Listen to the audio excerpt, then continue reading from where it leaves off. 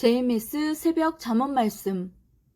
하나님이 행하시는 근본을 제대로 모르면 구원을 받을 수 없고 성경의 의문을 풀지 못하고 심정 답답하게 살게 된다. 하나님은 점진적인 역사를 펴신다. 시대가 발달하고 인간도 시대에 따라 크고 성장하니 계속해서 옛날식으로 대하지 않으시고 점진적으로 차원 높게 대하며 역사를 펴나가신다. 새 시대의 사람들에게는 실상 구시대의 말씀보다 새 시대의 말씀이 필요하다. 구시대의 가르침은 구시대 사람들에게 필요한 것이다. 예수님은 비유를 들어 말씀하시기를 새 포도주는 새 부대에 넣어야 된다 라고 하셨다. 포도주는 말씀이다. 새 시대의 사람들에게는 새로운 말씀을 전하여 하나님이 현실에 원하시는 뜻을 펴나가야 된다는 뜻이다. 말씀의 차원에 따라 구원의 차원도 다르고 지상에 실현되는 하나님의 뜻도 다르다. 구약의 말씀을 가지고 신약 역사를 이루며 갈 수 없고 신약의 말씀을 가지고 성경에 예언된 천년 혼인잔치 역사를 이루며 갈 수 없는 것이다. 종교 역사를 보면 하나님은 6천년 동안 시대에 따라 점진적으로 말씀의 차원을 높여오셨다. 그리고 그 새로운 말씀을 듣고 따르는 자들은 구시대보다 훨씬 이상적으로 힘있게 하나님의 뜻을 펴왔다.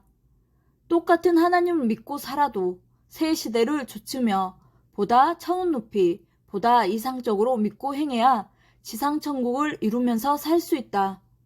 어느 시대든지 구시대는 새 시대를 받아들여야 된다. 새 시대를 쫓아 하나님을 섬기지 않으면 영원히 계속해서 손해를 보게 된다.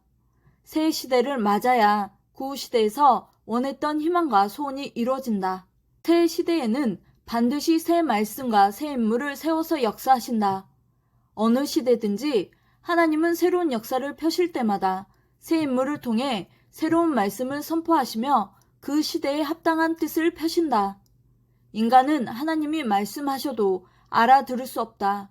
고로 하나님은 그 시대의 표상이 될 만한 인물을 뽑아 그에게 말씀을 주어 그를 먼저 구원하시고 그로부터 구원 역사가 일어나게 하신다.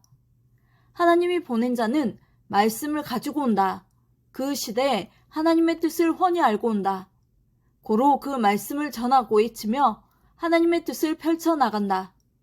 하나님은 과거에 모세에게 역사하셨듯이 선지자들에게 역사하셨듯이 예수님에게 역사하셨듯이 이 시대에 사명자와 함께 하시며 이 땅에 하나님의 뜻을 실현하신다. 구시대는 하나님의 새 역사를 반대하고 핍박함으로 구시대의 주관권에서 벗어나지 못하고 산다. 자신이 하나님과 주님을 제대로 믿지 못하고 살았음을 그 행위대로 보이며 증거할 뿐이다.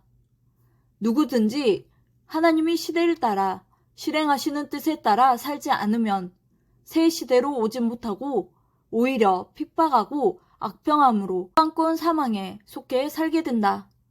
하나님께 사명을 받은 자만이 시대를 알고 모진 핍박과 역경 중에도 행하여 새 시대를 창조해 나간다. 아멘.